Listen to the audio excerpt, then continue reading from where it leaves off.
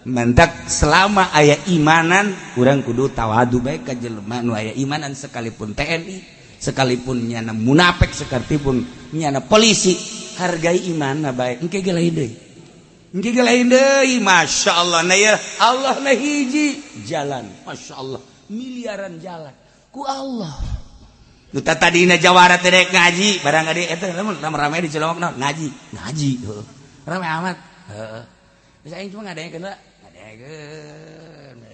cak anak buahna teh bos masa jawara ngaji ngomong sia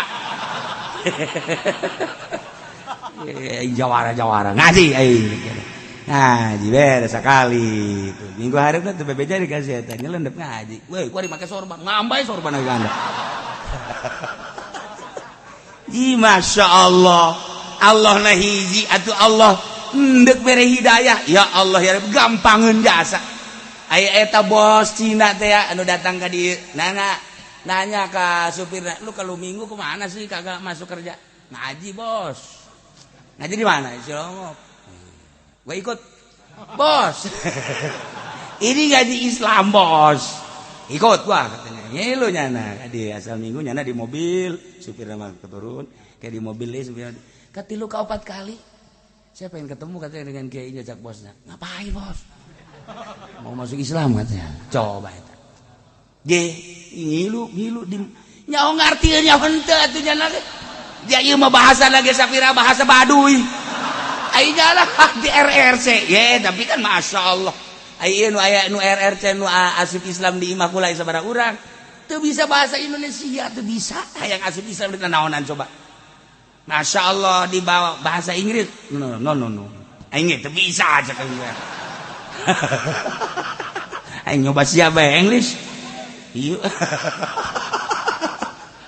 masyaallah no cekeun teh Indonesia teu bisa ya khusus RRC bae apan kudu neangan gaib neangan karyawati nu bisa bahasa RRC dak mana aya muncul kula pernah ka Cida cek cenah teh eta nu nungtun tanu mantak hargai karyawati ge tah nu bisa bahasa RRC bila perlu kawin ku urang jang Islamkeun nu seje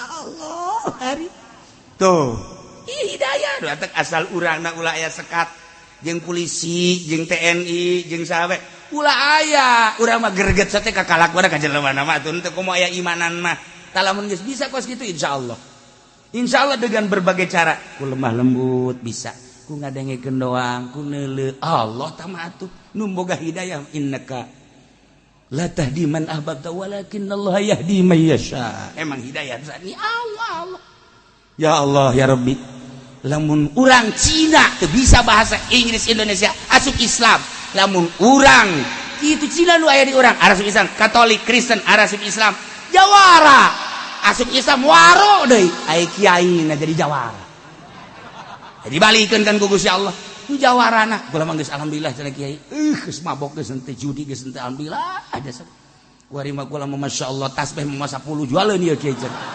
siapa aya mah tasbih jualeun alhamdulillah cenah kiai geus walaupun geus embung we eta jawara geus hebat geus eta kunaon kiai kuari ambalaya duit naon bae kunyana dileg-legan nah eta kan bilang saya tenang Allah diputerkeun ku Allah lain dehem tolol Masya Allah tuh ya. Nah iyalah lamun tadi cerita di Baghdad semacam gitu nu penting pasrah ka Gusti Allah ternyata berbeda horenganan gerak Allah menurut tadina dek nangkep malah diberi order tuh aya deui di Tangerang mah dek mere order malah ditangkep nah ulah culak cileuk biasa bae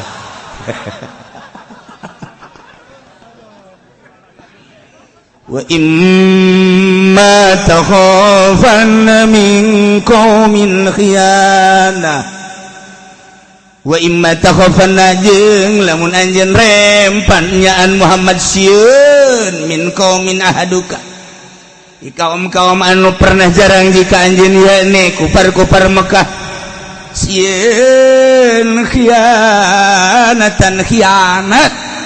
bi ahdin dina janjina kanyahoan hianata bi amaratin taluhulaka dengan tanda-tanda anu jelas kahianatan anak sikap anjeun Muhammad ketika nyaho bahwa eta teh ngarempankeun ngabahayakeun berkhianat terhadap anjeun dengan tanda-tanda khianat anu jelas ambit ilaihim ala sawa. Masya Allah, limpahkeun tibakeun janjina ka anjeunna dengan akur bae hartina bikeun deui perjanjianna ka anjeunna sok jelema-jelema anu tatadina berjanji ke anjeun dengan sepenuh hati bakal mengikuti, ternyata aya tanda-tanda khianat, panggil sok bejakeun supaya ulah aya sangka-sangka goreng, supaya ulah aya kecurigaan terhadap anjeun, supaya ulah aya kehianatan terhadap anjeun. Panggil anta mustawiyan anta wahum fil ilmi, duduk bersama binaqdil ahdi bi antu allimahum bihi, nyatakeun ku anjeun bejakeun saha nu berkhianat li alla yatahimmuka bil gadri, supaya anjeun ulah tercurigai besi anjeun ke kacuriga bahwa anjeun ke anu hianat. Sok bejakeun baikeun deui ka anjeunna janji tinggal janji, duduk bersama bejakeun perjanjian anu dihianati teh limpahkeun kembali. Innallaha la yuhibbul khainin, saenyana Gusti Allah sangat tersepen ka jelema-jelema nu hianat. Panggil, setelah dipanggil bejakeun saha anu hianat terhadap janji-janji. Lamun geus dibejakeun ke manusia bakal nyaho saha anu berkhianat. Nu mantak engke di akhirat bakal muncul bendera-bendera khianat. Masya Allah, di akhirat teh bakal dikibar-kibarkeun liwaul godri, dikibarkeun liwaul godri yaumal qiyam, yurfa'u lahu, diangkatkeun kanyahoan ku kabehan panggede-gedena engke bendera khianat, azamuhum godron, panggede-gedena kehianatan bendera tersebut adalah terletak fi imamin amah, imam nomor satu. Imamin amah teh orang nomor satu. Pak Harto engke bakal mau bendera Godri diangkatkeun ka luhur. SBY bakal diangkatkeun bendera Godri ka luhur. Ibu Mega bakal diangkat. Pak Jokowi bakal diangkat. Liwaul Godri. Engke pengikut-pengikutna kiai-kiai nu milu bakal aya garda terdepan. Menuju shiratal mustaqim. Ya Allah ya Rabbi, Masya Allah. Ngeri orang Kangjeng Nabi nyaritakeun bakal aya liwaul godri yaumal qiyam yurfa'u lahu azamuhum godron imamin amah, panggede-gedena kehianatan leuwih tibatan hianat sidra nu luar biasa. Di samping hianat menyakiti bangsa, menyakiti umat, menyakiti rakyat. Rakyatnya diperet sadajan geus eueuh naonan geunekeun kaluar terus diperet pake dia bakal aya liwaul godri. Mudah-mudahan pamimpin-pamimpin urang dihampura ku Gusti Allah. Nu geus maraot mudah-mudahan diampuni. Nu harirup keneh mudah-mudahan diberi kembali hatena ke jalan nu lurus sehingga benar-benar sesuai jeung janji bangsa Indonesia. Satu, Pancasila ketuhanan yang Maha Esa, ulah keuangan yang berkuasa. Dua, kemanusiaan yang adil dan beradab.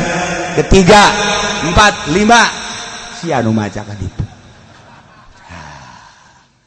Eta lah Garuda aya 2. Aya Garuda Zohir, aya Garuda Batin. Di Indonesia aya 2 kekuasaan. Aya kerajaan Zohir, aya kerajaan batin. Selamana di Indonesia seperti kos gitu. sebab di urang tadi loba kerajaan-kerajaan di samping kerajaan-kerajaan Hindu Buddha jeung sajabana aya kerajaan-kerajaan wali-wali Allah. Anu pertama Raden Fatih, terus ka dieu Syekh Maulana Hasanuddin Banten, dilanjutkeun ku ari teh masih kene kerajaan aulia-aulia Allah masih ke lamun ku ari loba anu dararata semacam utusan-utusan anu gaib datang les eueuh ternyata masih eksis. Kerajaan Buddha masih eksis, kerajaan Hindu masih eksis. Urang lamun datang ke kerajaan-kerajaan tersebut masih aya tata cara secara gaib. Mentek lain saeutik jelema nu asup ka Banten leungit di Banten, asup ka Banten haju ka Sasar 2 poe 3 poe ka Demak sarua bae dan lain-lain sebagainya. Nah, ieu teh kerajaan zahir keur dideulekeun ku kerajaan batin di berbagai kerajaan ya Hindu ya Buddha. Ngan aya kalah aya menang, mana nu keur menang mana nu keur kalah. Aya nu keur menang Hindu, aya nu keur menang Buddha, kerajaan gaib da, aya nu menang kerajaan para aulia-aulia Allah. Tinggal kumaha engke situasina bae. Da urang mun nyaritakeun kos kitu kan kos ngimpi. Emang kos kitu amat lagi. Ye. Awas. Ulah sambarangan di Indonesia. Makana tunggu ku ahli-ahli na bae. Urang mah jelema bodoh, urang mah dihandap. Urang mah sakola ge lasep bira baheula bayaran ge ku suluh. Atuh ajar bae bodoh mah. Eta tadi kos kitu. Tapi kan urang hayang kedamaian, kejujuran jeung keadilan, kemerdekaan. Lantaran urang teu bejana geus merdeka tahun 45, manya urang teu merasakan kemerdekaan. Lengkah ka dieu hese ka ditu hese berarti kan teu merdeka urang. Hayang merasakan kemerdekaan anu seutuhna. Ari aslina merdeka mah waliullah eta ngaranna merdeka. Nya ieu mah merdeka di nagara bae. Ulah sampikeun ka acak-acakan. Nah ieu keur diopenan ku ari lalaunan. Urang mah tinggal ngadoa bae ka Gusti Allah. Bagian urang ngadoa kayak bagian demo di nu penting mah aya beas. Buras 2 karung nu dijieuna sakarung untung sakarung. Kitu bae tah guys. Masya Allah. Innallaha la yuhibbul qainin. Sayyidina Gusti Allah tersepen pisan ka jelema nu khianat. Urang nyeri jasa dihianati mah. Kos aya jelema anu ngajual tanah tadi dina nuker pembebasan teh. Kemudian dibelilah ku calo ngan sakadar 200.000.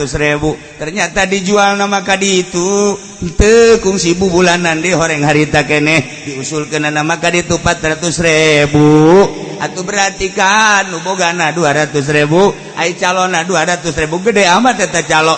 Nah barang ditegor ku nu boga buku ditiuna ge 200 ieu keur carita aing mah datang ka paeh aing mah merasa terhianati ku sia kunaon sia teh bebeja ka aing ieu tawangan sakitu-kituna tanah ngan sakitu-kituna ku sia dijual aing ku sia dibobodoh hianat sia ku aing disumpahan sia datang ka paeh eta pan merasa terhianati.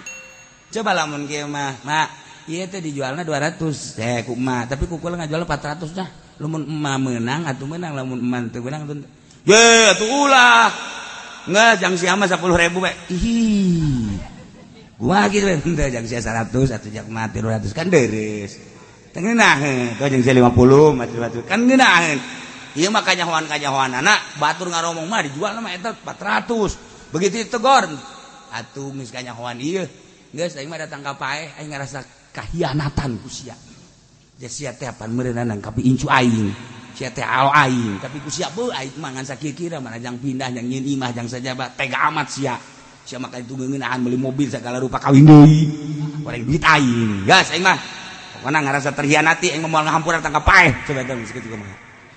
Masya Allah pan eta datang ka kula mah dinasehatan malah nu geus banggeus dayang ieu pan ngaju ka aing ngaranana aing dibere henteu pan dilus-lus maksudnya supaya ulah marah lalaunan Nah itu kan terhianati mentak paingan innallaha la yuhibbul ini hianat eta kos gitu. Masya Allah karim urang bangsa geus aya perjanjian anak ketika teu seujung perjanjian hianat terhadap bangsa ya di politik eta gitu keneh di ekonomi ieu mah ieu urang geus nyaho ku ari kredit haram urang ngalaksanakeun bae panghianat sia ulah hese-hese horenganan hulu sia. Masya Allah sia sok ngerekanan kanu nyandung bareng hulu sia ge ngahianat leuwih parah deui ka Gusti Allah sia. Nah aduh cenah kiai geus mah balik mah kredit teh hiji deui eta hianat eta ya Allah ya Rabb ditulisan bae terus bae sia ku malaikat encan duit bank bungana encan eta kreditan ya Karim encan dagang nipu neuk datang ka iraha ieu ngahianati. Innallaha la yuhibbul ini lamun tadi liwaul godri bakal dikibarkeun pang bahaya pang gede-gedena adalah orang nomor 1 di negara atau tidak menutup kemungkinan urang ge boga bendera godri. Urang nyandung 3 ngabohong bae, urang nyandung 2 ngabohong bae, urang nyandung emang nu nyandung mah biasana kan ngabohong bae padahal mah ngabohong ge meunang demi kemaslahatan u masalah. Itu masalah berarti kuda sieun-sieun. Maksudna kumaha lamun urang dinu kolot endeu kanu ngora teu meunang atuh ngabohong mantak naon sih? Iya neng aduh ieu aya perjanjian ziarah mah ziarah ka mana Banten ieu mah 3 poe ieu mah ziarah horenganan ngaziarahan hulu leutik. Artinya lamun memang nyana ngahalangan bae kan diperintah nyandung mah tapi hianat tuh lain kan loba. Nah ieu kiai hianat terhadap ayat-ayat, kiai hianat terhadap hukum-hukum. Nah ulah nyalakeun ke presiden, ulah nyalakeun ke menteri, ke gubernur, horeng urang ge horenganan bakar mamawa liwaul godri ke daerah. Naudzubillah min zalik kita aya kiai anu suka Golkar boh muridna kabeh dipanggil tuturkeun mama lamun henteu duturkeun ka mama disapa ku mama muridna bingung mun kitu mah ieu bener kan ieu mah geus jelas-jelas bendera partai Golkar kunaon ieu kiai mama urang jadi kabalingar ya ulah omong pokona mah tuturkeun mama mah geus weruh sadulunge winara ieu mah kudu dicabok ieu mama ye cabokeun murid ieu mama ye tah iya bakal si mama bakal mendera bakal mawa liwaul godri cina nurik dukung naon nu ngadukun kos karari itu. Masya Allah kari bendera diacung-acung bendera merah putih diacung-acung ketika dihandap orang ditangkep bendera merah putih ditincak orang ditangkep orang tetapi Al-Quran ku orang tadi pakai ngaruh gedean mana antara Al-Quran jeung bendera merah putih gedean mana Al-Quran jeung bendera partai kunaon ngaruh amat atuh urang terhadap Al-Quranul Karim pinuh ku ayat-ayat suci Al-Quran wahyu. Masya Allah kurang diantepkeun bae tah bendera eta mah tah bendera eta terhianati tangkep urang kunaon Al-Quran dihianati Al-Quran urang cara rici bae negara maka melindungi bahkan berbagai mukminin melindungi karena pengkhianatan terhadap Al-Quranul Karim jauh amat si eta otak. Masya Allah mah kebanggaan kena merah putih dibandingkan dengan Al-Quranul Karim anu merah putih mah sekuplangan saya Indonesia hanya tata cara di negara tapi Al-Quranul Karim bakal kebawa ke akhirat otak pasang atuh kiai eta kiai aing mah Masya Allah ini si khoinin ieu innallaha la yuhibbul khainin. Ngalanjutkeun tentang cerita masalah Bani Nabir anu nyana pernah berjanji ka Kangjeng Nabi Bani Quraisyah Bani Nabir berjanji bakal setia ka Kangjeng hiji moal ngabantuan musyrikin dua bakal nurut kana sakumaha aturan-aturan Kangjeng Nabi ternyata Quraisyah tersebut ketika kafir musyrikin ngayakeun gerakan perang jeung Kangjeng nyana malah memasok kebutuhan musyrik seperti etalah Yahudi Bani Quraisyah sakitu geus berjanji ka Kangjeng Nabi tapi tetep bae wayah perang nama ngabantuan ka ditu. Udar janji sekali, dua kali, sampai ke 3 kali. Fi kulli marrah ahduha fi wa hum la yattaqun. Instruksi Gusti Allah ka Kangjeng Nabi dengan bahasa anu indah. Fa imma tafqafannahum fil harbi. Lamun ku santri mah haju kabaca bae lantaran ieu bahasa teh bahasa taukid teh deui lain hiji aya in syartiyah diasupan ku ma zaidah berarti fungsi nguatan kalimah fi'il nu dihareup. Nomor kedua fi'ilna ditaukidan ku nun taukid sakilah tafqafatna berarti ulah lalawora sing nyaah. Jadi tina hiji-hiji kalimah ge ku santri mah geus kabaca. Lamun aya bahasa ditendenan zaidah ma zaidah teu sambarangan modal kamari. Fabima rahmatin minhum lintalahum fabima rahmatin lintalahum fabima ta fabi rahmatin ditendenan emma atawa iza mal gunyatu ta eta ya maan iza mah kapan zarfun lima yastaqilu minaz zamanil madi khafidun lisati wa mansubin ajwa bajawi eta teh kapisah ku emma berarti aya maksud naukida atawa sia ditendenan emma siaman la siama eta teh teu sambarangan geus pokona mah marondok bae heula ge kaharti nu mondok teh kaharti santri da ge hese bae cek eta teh tuh kumaha teu mondok mantap kaju sok kaju hayang ceceramahan bae akarak boga hiji dua bae ge teu jauheun ieu ka mana lumpatna ieu kumaha masyaallah hese mantap lamun aya Muhammadiyah juga gugulungkuran banyak nama geus diuk kitu sia diuk bae ditanyakeun becus henteu sia ayo becus macana bae heulanana Muhammadiyah mah kurang pati hebat dan mah kana geus kitu tah lamun NU jarago nu jago mah mana jarago fa imma tasqafannahum fil harb bahasa Gusti Allah lagi make tasqaf saqafayat ditafsiran ku Imam Jalaluddin Tajidan padahal makna saqafat berarti ieu jelema geus kapanggih dengan lesu berarti geus terkuasai bisa oge dimaknaan terusir atau dimaknaan kitu diboyong terboyong. Nah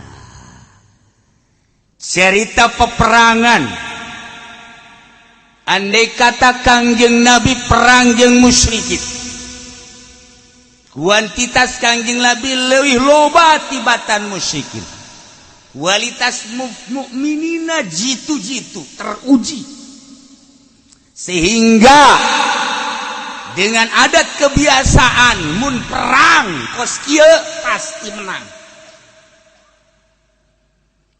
boro-boro leuwih loba mukmin mah cacak-cacak leuwih saeutik ti musyrikin mah menang asal niatna li'ilai kalimatillah dengan Allahu Akbar teh menggetarkan hati bahasa Allahu Akbar emang kumaha kitu Allahu Akbar jelema mun teu gaguling jago nu matak dipakelah kurang demo limbah Allahu Akbar kafir balabur aya Allahu Akbar udah kasihkan aja aja dibikin jeung anu bagus-bagus ternyata Allahu Akbar pakai maling kunya ya Allahu Akbar menyalahgunakan Allahu Akbar ya Allah ya Rabb cacak-cacak mukminin leuwih saeutik tibatan kafirin tetep menang komo ieu mah mukminina leuwih loba kualitasna leuwih hebat euy situ berhadapan jeung musyrikin nah geus di atas kertas menang kajen kumaha ge asal ulah belok kejadian belok model Uhud belok tina li'ilai kalimatillah sabilillah neuleuh harta benda tarurut belok karena dunia kiai keur bejeuna istiqomah neuleuh aya duit di partai ngagelok tunggu tanggal main kiai keur bejeuna li'ilai kalimatillah neuleuh di organisasi aya cacing-cacing di dinya teh nyana bilu ka cacing-cacing jang pibeteungeun tunggu kehancuran tanggal mainna ieu mah kumaha gitu asal geus belok kana dunia selesai Masya Allah ieu hese ieu merengkedkeun hese biasa cak urang Jogja mah hese jasa hese jasa aduh enak ya bukan sekedar enak enak sekali Jogja eta ya Allah ketika perang Kangjeng Nabi berhadapan jeung kafir sudah di atas kertas lantaran hiji kuantitas lebih loba mukminin dua kualitas lebih teruji jeung hebat tilu keyakinan anu luar biasa ketika berangkat perang ketemulah jeung musuh di medan laga ulah dingkekeun Muhammad fa imma tasqafannahum andai kata maneh kapanggih jeung kafirin musyrikin anu ngudar kada perjanjian anjeun fil harbi dina peperangan anu geus jelas aya di atas kertas bakal menang aja pasarreid serai braikan barik hancurkeun ulah dingkekeun deui hancurkeun dengan kehancuran jelema-jelema tersebut bakal hancurlah man khalfahu jelema nu disatukangeunana kan nu bahaya ge ieu teh jelema nu disatukangeunana di Indonesia menghancurkan PKI selesai PKI nu bahaya incu PKI di Indonesia menghancurkan gedoran Cina selesai balik nu bahaya man khalfahum iya incu-incuna nu kuari timbul kembali urang hancurkan tah pemain koprok saya pemain koprok itu aya di urang teh eta bandar-bandar kan geus selesai baheula ku kiai-kiai baheula set paeh dinasehatan dan lain sebagainya nah setelah selesai ieu incu koprok ambalaya ku hari Masya Allah berjamur di Kendal aya di Terep aya di Pondok geus luar biasa saantero Tangerang teh maruncul kembali nu aman cuma Cilongok ya Allah Cilongok mah eueuh nu main koprok eueuh alhamdulillahirabbil alamin ngannyeunan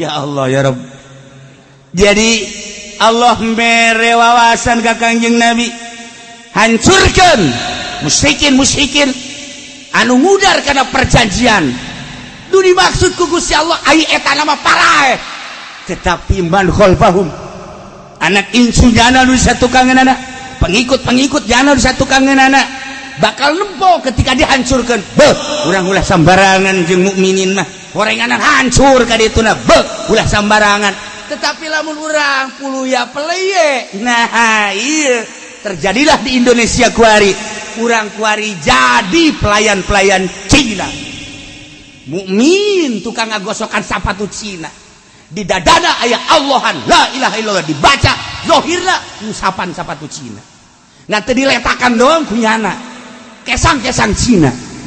Masya Allah hina amat kunaon eta akibat urangna puluya pelaya teu make fa imma tasqafannahum fil harbi fasyarid bihim man khalfahum kurang kumaha Gusti Allah mere konsep ka Kangjeng Nabi ketika Allah mere konsep lelei fabima rahmatil lintalahum dengan rahmat anjeun kudu leuleus fa'fu anhum wastaghfir lahum wasyawirhum fil amri eta dengan lemah lembut kan Allah mere konsep ka Kanjeng Nabi ketika bahayana lebih jahat bahayana lebih dahsyat andekeun diantep bakal ngarusak engke ngarusak agama ngarusak tatanan negara ngarusak bangsa ulah dingkekeun hancurkeun selesaikeun beakeun kabeh ulah aya nu tersisa sebab nu bahaya man khalfahum kuari terjadi di urang ieu nu aya kuari bergerak man khalfahum PKI geus teu izin saya bangga menjadi anak PKI urang Kabupaten Tangerang eta nu ngomong gitu masa sih bicara saya bangga menjadi anak PKI kuari mah di PKI geus teu izin teu sieun biasa bae maka terjadilah huru-hara sementara simpang siur bahasa nu datang ka ceuri urang ditambah ku hoak tahao urusan sia tah mah ayo informasi ti sisi ti gigir luar biasa nah per detik ieu keur mejana di urusan terjunlah Habib Rizik beserta FPI-na terjunlah HTI walaupun geus dibubarkeun terjunlah Habib Lutfi dengan kepiawaianana masuk rongga-rongga negara dengan berbagai caranya masuk ke TNI masuk ke Polri masuk ke Presiden dan lain sebagainya untuk menenangkan bangsa jeung negara hiji-hijina kita bersatu NKRI ulah diperebutkan TNI boga NKRI polisi boga NKRI ulah tuh berbeda jalurna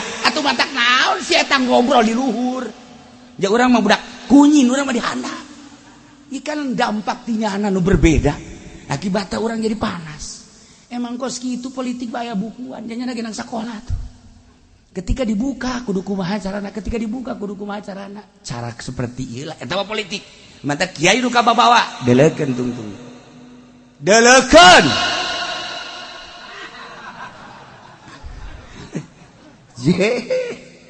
atuh batur keur main politik urang anu korban naonan batur aya bukuna sakola naga di Amerika di Australia di Jepang di Jerman urang nu teu tamat SD acan milu ya teu korban geus urang ulah milu-milu nu penting mah urang mah duitna ngocor beres sarwana atuh kudu kumaha ingat doakeun di ambang kehancuran ya Indonesia teh lain lalaga di ambang kehancuran geus dibaca ku ahli-ahli politik pakar-pakar politik lain hiji ahli ekonomi nu ngajelaskeun di ambang kehancuran Indonesia mantap kudu berangkat melalui atas nama santri dan kiai di jauh-jauh hari 2 tahun sebelumnya harus memakai atas nama ulama dirancang sebab naon geus ompong kabeh make mahasiswa geus ompong sebab melalui universitas jeung mahasiswa tidak berubah negara Indonesia dengan gedoran-gedoran nu kamari rame teh anu sia hajum nyokotan TV sagala naon-naon ngaranna eta naon ngaranna maksudna mah reformasi kunaon maling atuh sia eta mang cek ge nyaho atuh nyaho jaliwata ka hareupeun imah aing eta kunaon pangulan TV loh jero aman cakna aman ditolol reformasi jadi korban anu beas nu mie macam-macam masyaallah numpuk di Haji Pedi ya Allah Iya orang penjahat mah. Tuh, ngakunya. Hasilnya mana? Korea, reformasi berhasil. Masya Allah. Filipina berhasil. Tetapi Indonesia, Jerman ditumbangkan tembok Berlin. Berhasil. Indonesia, Masya Allah, reformasi tinggal reformasi, akan menghilangkan korupsi. Selesai reformasi, baheula mah korupsi cuman jelemana kuari jeung meja-mejana dikorupsikan.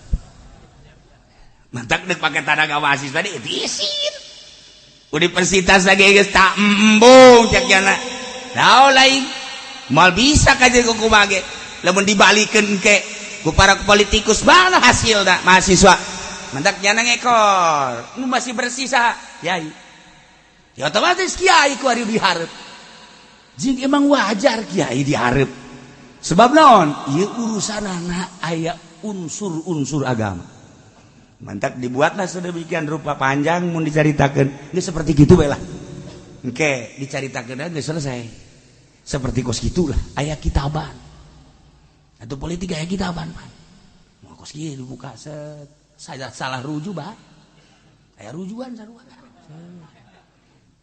seperti eta lah kuari terus diperjuangkeun sebab diambang kebahayaan kehancuran PKI tumbuh deui kafir-kafir ongkang-ongkang di bawah PKI di bawah PDI nyana terus berkeliaran sehingga kuari menguasai politik jeung perekonomian orang kafir di Indonesia.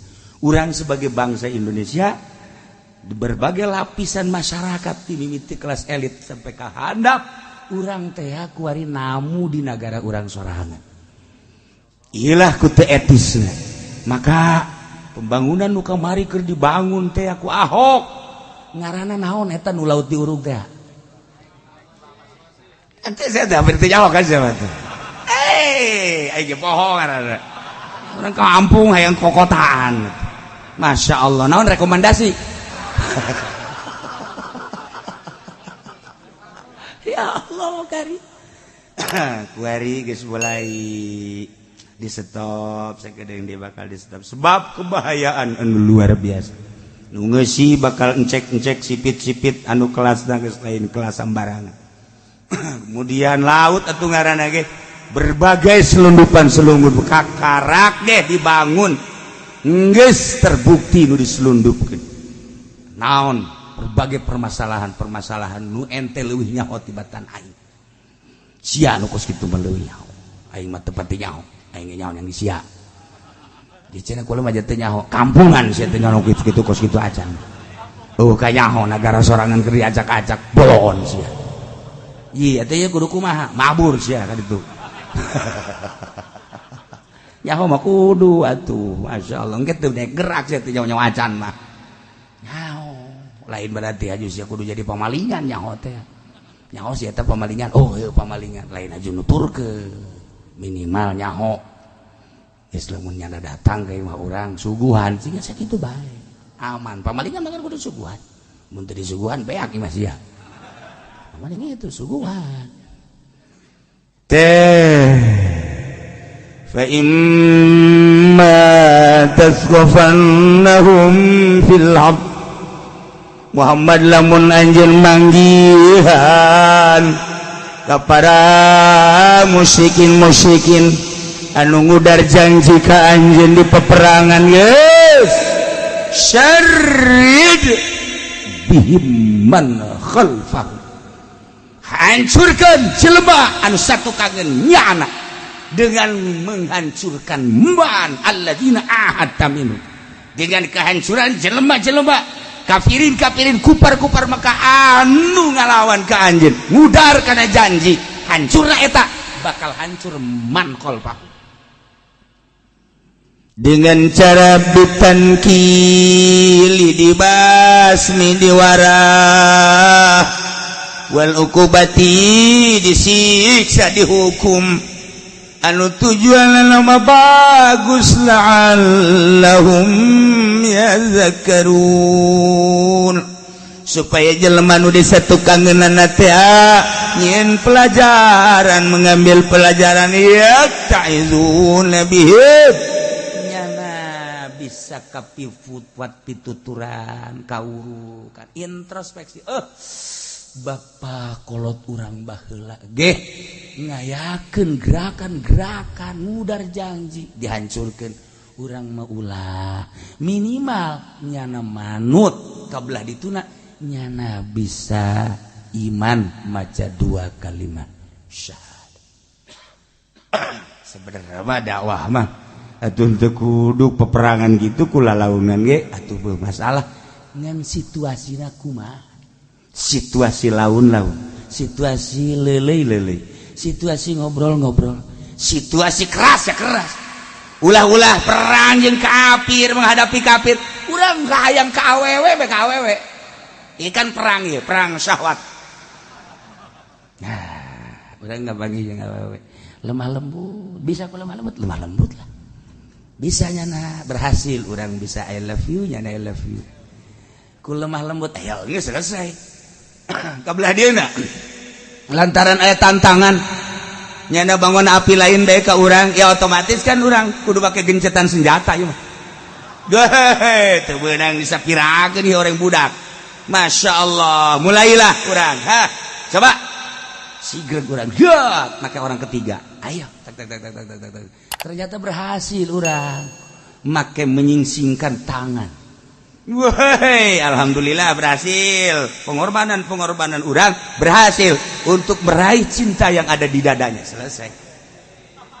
Tapi ternyata masih kena teu bisa kena be. Je, ulah samatkan nya aing kaji sokas ya. Tasbih ku aing dipeterkeun sia. Je, teu bisa tasbih, dukun ku aing diturun-turunkeun sia. Wah, ieu geus wah parah ieu geus parah. Ieu mah geus perang sabil ieu. Sabilul eta. Awewe kan kos gitu eta dengan himmatul aliyah urang beuh gantungkan cita-citamu di atas langit ketujuh beuh Bung Karno eta urang mah lumpatna kana cinta urang ka awewe kos gitu atuh komo ieu demi agama bangsa jeung negara masa urang namu sih di Indonesia ye teu kira-kira atuh jara deuke namu carana kudu kumaha lalauna dengan gerakan Habib Rizik kamari alhamdulillah. Tapi apakah eta geus selesai?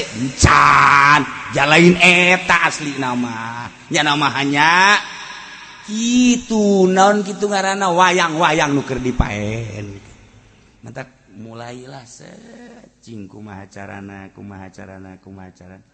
saenggeusna kitu gerakan-gerakanna ditinjau ditingali ka mana lompatna ka mana lompat sebab iya geus jelas-jelas batur ngomong urang mangan sakadar nyambung lidah ti batur nu nyaho diambang kehancuran jeung kebahayaan ayeuna encan sakumaha pikiran anak urang incu urang dengan lemah lembut presiden urang ternyata horenganan KTP encan muncul apa artinya lemah lembut dengan kepiawaian presiden urang dan kru-kruna bagus sangat bagus tetapi pajak naik apakah dengan cukup dengan piawai kemudian pajak naik nah dengan lemah lembut kunjungan ke para tokoh masyarakat kemudian kendaraan oleh polisi kalau tidak dibayar 1 bulan 2 bulan sikat habis apa dengan demikian untuk memakmurkan bangsa jeung negara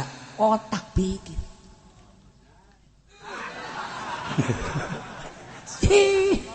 Masya Allah. Nah, fa imma tasqafannahum fil harbi fasharrid bihim man khalfahum la'allahum yazakkarun. Nu mantak diomongkeun soge sahannya haju berbalik.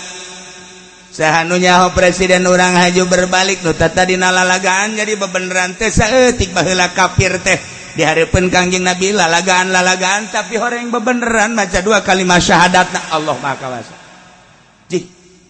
atuh Allah mah teu main mah atuh ja Allah anu mutar-mutar kedan balik-balik kedan ya Allah ya Rabb sahanu nyaho atuh pamarentah urang anu geus biadab da luar biasa cak nu nyaho urang mah teu boga masalah maksudna manehanana biadab teh lantaran birokrasina ieu teh luar biasa sena cak anu nyaho urang mah teu nyaho urang mah ngan sakadar cak nu nyaho ngararomong betah sahanu nyaho haju nyana kapituturan ja aing gerek pahyu urang bener atuh Allah mah maha kawasa bupati nu deklalagaan jadi bebeneran gubernur deklalagaan jadi bebeneran polisi anu kabingungan ku ari dengan nuranina sahanu nyamun ku Allah dibalikeun yuk urang bangun negara Indonesia dengan penuh dedikasi bangsa negara jeung agama sahanu nyaho kula masuk inget ka dongeng we baheula di Bagdad aya jelema tukang kayu sehingga segitu aya nu ngalaporkeun bahwa nyana teh kayuna nang malingan di hutan Bagdad padahal mah teu ahli Allah. Ayeuna dilaporkeun barang dilaporkeun ka raja. Langsung raja nyeun surat keputusan bahwa nyana hendeuk ditangkep di sel. Begitu dibaca suratna. Ya ieu mah surat ti raja. Aing dagang kayu sapiranyenan gitu kuseng papa lawak ku aing ditangkap dengan kasus maling cai mah teu maling langsung balik ka ieu mah bebesa ka pamajikanana neng kagak ieu menang surat naon sasurat ci jauh cak pamajikanana tapi tenang wae lah ulah datang ke tepi saes atuh da kumaha saya isuk ditangkap kieu ye kumaha lain kitu Kak Allah hiji tapi Allah nyieun jalan jutaan jang nyalametkeun Allah nama hiji geus atuh saha nu nyaho Allah nama ja eta keneh hajunyana raja nyieun surat deuk nangkep saha nu nyaho dibalikeun ku Gusti Allah geus saes mah saes bae ka sare mah sare bae tenang kumaha isuk bae udah ditangkap deui teh aing ngadenge omongan sia geuna cek sia kos wali wae cek iya tuh nya ka di pikiran sakitu teh di pikiran sakitu heuh nya geus tapi tetep bae dideuleukeun ku pamajikanana guling gasahan eta rek sare Kak sakumaha biasa bae si wae numpak menumpak mereka ieu pamajikan solih aja saya mah Masya Allah bari meureun ngomong kitu teh geus teu make kutang eta kan ya Allah mani geus ngagandoi gitu dah siapa sok dijadikeun dongeng teh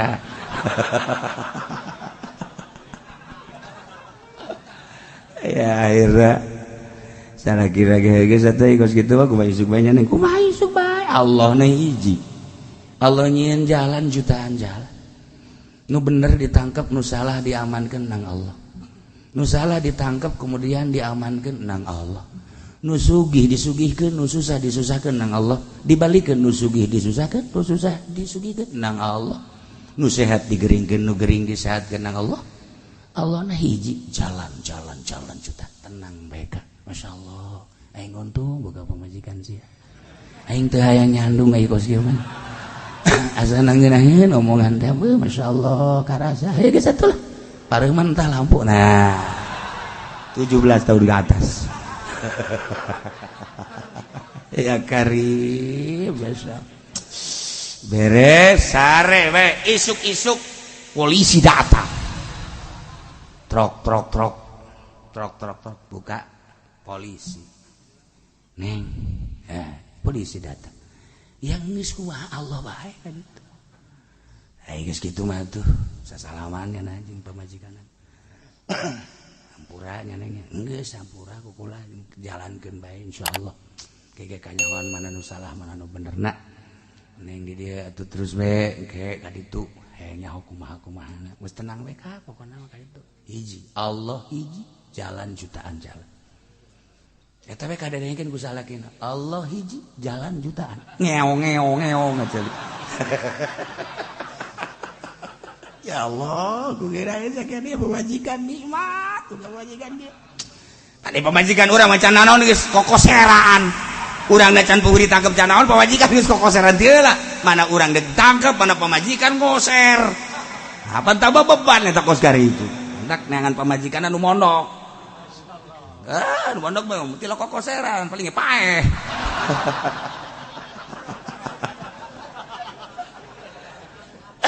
malah ya imanannya dah beres nyana langsung pamit ke pamajikanana beres pamit polisi di hareupeun lawang ngabeng-breng langsung nyana merelenge maksudna kena di borgo silahkan sakena ada apa ini cek polisi ada apa mah ada ji kula kan ieu surat penangkapanan kamari eta mah poe ieu rajana paeh kuari endek mesen peti bati ka dieu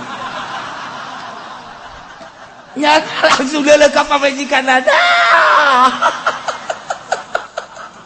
jadi maksud bapak ka dieu endek mere order jieun peti mati nu bagus sabaraha bae hargana tetap dibeli alhamdulillahirabbil alamin tah eta kan Allah hiji jalan jutaan jalan kamari mah surat dek nangkep datang ka dieu mere order Masya Allah lu bantak ulah makasieun ka polisi saharu jauh polisi eta lantaran polisi ge nu aya imanan mah boga nurani nya ge sarua bae ya Allah ya Rabbi urang di jalan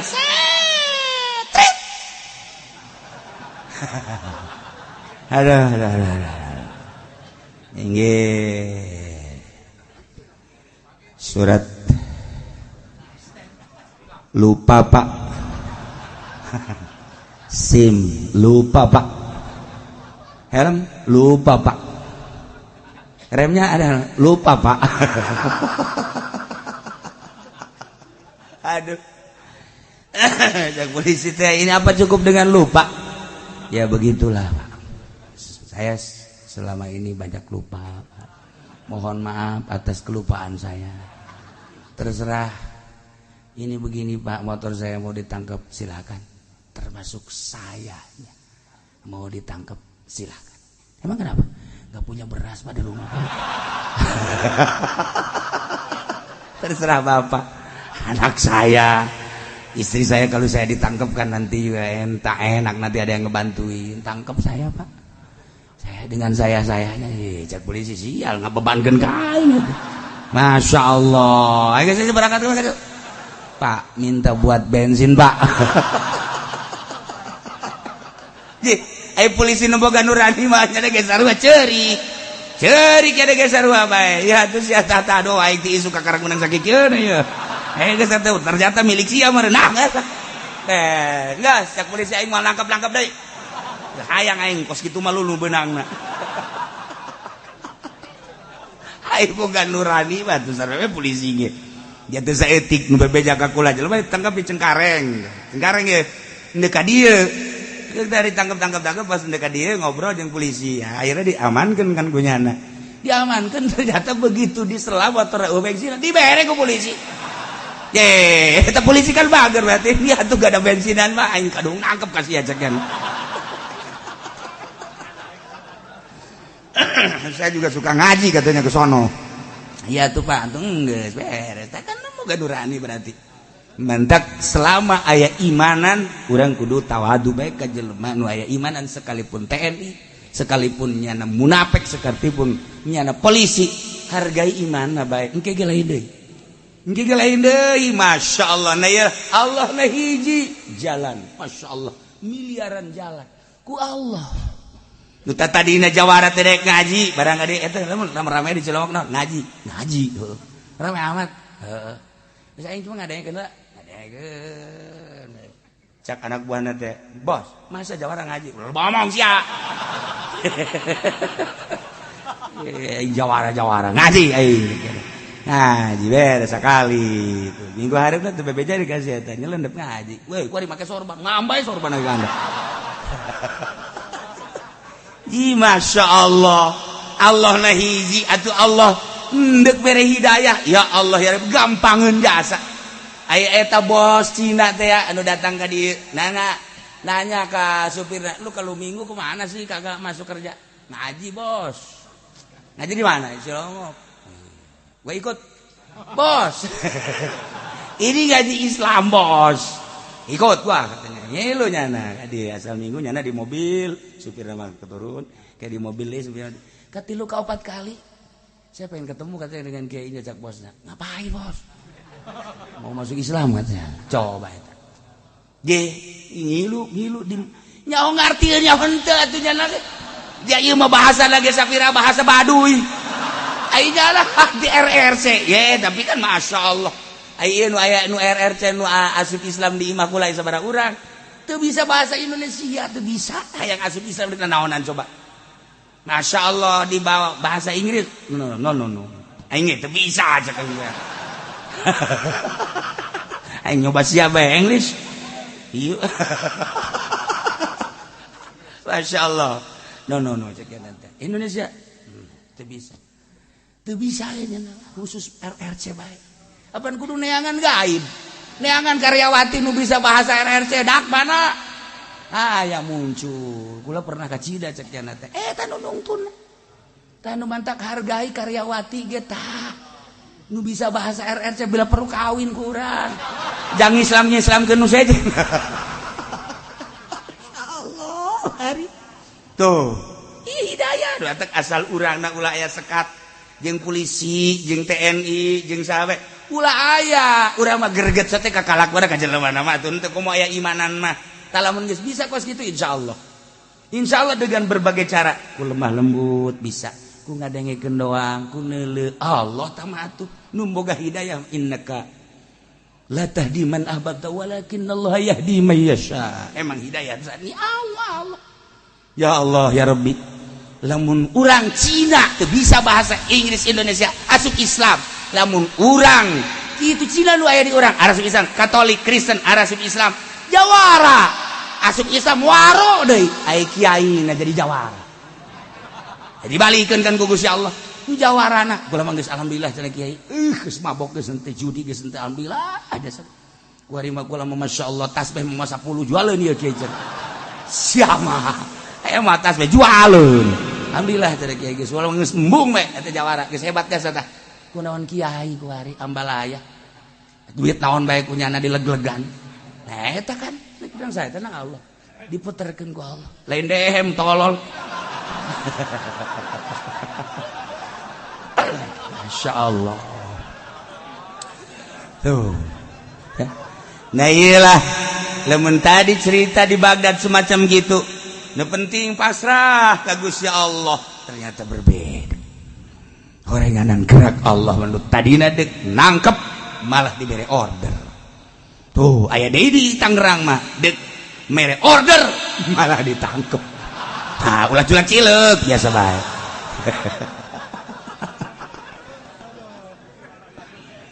Wa imma takhafanna min qaumin khiyana wa imma takhafanna jeung lamun anjeun rempan nyaan Muhammad sieun min qaumin ahaduka di kaum-kaum anu pernah jarang jika anjeun yane kufar-kufar Mekah sieun khianatan khianat bi ahdin dina janjina kanyahoan khianata bi amaratin taluhulaka dengan tanda-tanda anu jelas kahianatanana. Sikap anjeun Muhammad ketika nyaho bahwa eta teh ngarempankeun ngabahayakeun berkhianat terhadap anjeun dengan tanda-tanda khianat anu jelas ambit ilaihim ala sawa. Masya Allah. Limpahkan tibakeun janjina ka anjeunna dengan akur bae. Hartina bikeun deui perjanjian ka anjeunna. Sok jelema-jelema anu tatadina berjanji ka anjeun dengan sepenuh hati bakal mengikuti. Ternyata aya tanda-tanda khianat. Panggil. Sok bejakeun supaya ulah aya sangka-sangka goreng, supaya ulah aya kecurigaan terhadap anjeun, supaya ulah aya kehianatan terhadap anjeun. Panggil. Anta mustawiyan anta wa hum fil ilmi, duduk bersama binaqdil ahdi bi an tu'allimahum bihi nyatakeun ku anjeun bejakeun saha nu berkhianat li alla yatahimmuka bil ghadri supaya anjeun ulah tercurigai besi anjeun ke kacuriga bahwa anjeun ke anu hianat sok bejakeun baikeun deui ka anjeunna janji tinggal janji duduk bersama bejakeun perjanjian anu dihianati teh limpahkeun kembali innallaha la yuhibbul khainin saenyana Gusti Allah sangat tersepen ka jelema-jelema nu hianat panggil setelah dipanggil bejakeun saha anu hianat terhadap janji-janji lamun geus dibejakeun ke manusia bakal nyaho saha anu berkhianat nu mantak engke di akhirat bakal muncul bendera-bendera khianat masyaallah di akhirat teh bakal dikibar-kibarkeun liwaul ghadri dikibarkeun liwaul ghadri yaumal qiyam yurfa'u lahu diangkatkeun kanyahoan ku kabehan panggede-gedena engke bendera hianat azamuhum ghadrun panggede-gedena kehianatan bendera tersebut adalah terletak fi imamin amah imam nomor 1 imamin amah teh orang nomor 1